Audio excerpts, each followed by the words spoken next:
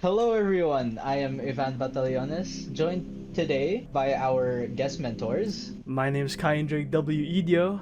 And I'm Xyrus Roldan. On today's topic, we are going to talk about various ways on how digital marketing works and its strategies. Welcome to TED Talk. So, in today's digital age, social media plays a very crucial role in the success of e-commerce and businesses.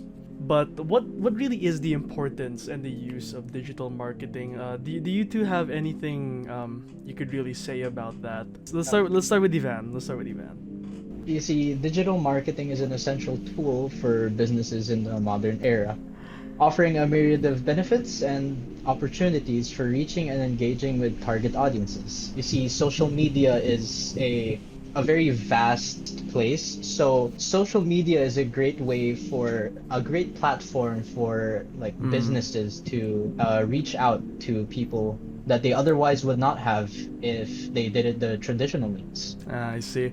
By leveraging various online channels like emails, websites, and digital marketing enables businesses to connect with consumers in a more personalized and targeted manner. So again, it's like, using social media to push out a brand, a message, a product. We have two examples here. We have the Lazada YouTube advertisement, as well as using memes and social media trends to push to push brand identity and try to publicize themselves with general audiences. For you, Xyrus, what experience have you had with these types of brand promotion on social media?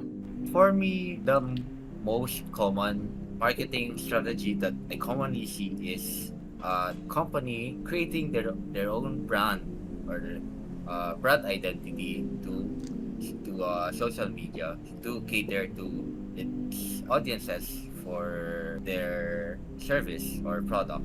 So, creating a compelling brand identity in digital marketing involves defining your brand's values and personalities, crafting consistent visual elements, and developing engaging content across various digital channels.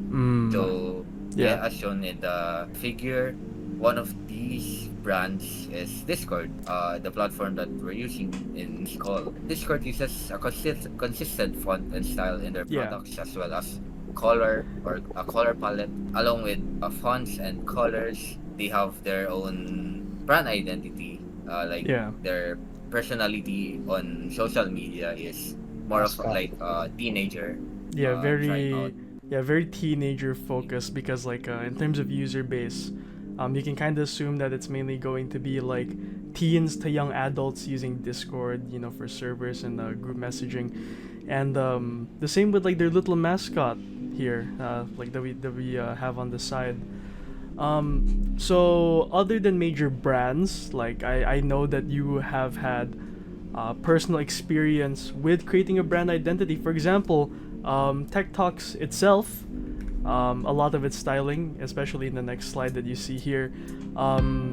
You worked on a lot of this personally, didn't you?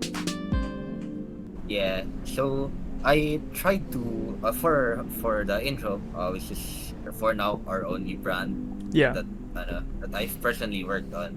I tried to incorporate elements on it, like for example, the black background, which I can probably describe as for synonyms to a blackboard, which is a clean state where anything can be written. Yeah. And then for the next one, for the font, so I think when it comes to tech, the most common or the closest concept that I can think in terms of font is code, and coding is uses monospace font. So Yeah. characters use equal space for regardless of the symbol or character. I see. And I see. finally, the duration of the intro is very short, like 7 seconds, because from my experience, most people skip intros. So Yeah. I want to keep it short and minimal, so that if I, as a consumer or as an audience, watches the intro, I won't be obliged to skip it. And it, And as a yeah. bonus, I added the background music straight from Tech promotional video because Yeah. And it really does play into the very kind of techie vibe because again, like we've seen the trend when it comes to tech companies, a lot of them are going for like very minimal, very like a very modern, somewhat futuristic type of design when it comes to their branding, especially when you see it like in the logos of certain applications. Like a lot of them are like, whilst people say that it is very like generic, which admittedly it somewhat is, especially for tech companies, it gives them a certain identity, right? You know that this is a tech style of design, so it goes very much into like the concept of tech talks. This time I want to ask Yvan, social media as a form of marketing, because earlier it was mentioned in the use of digital marketing.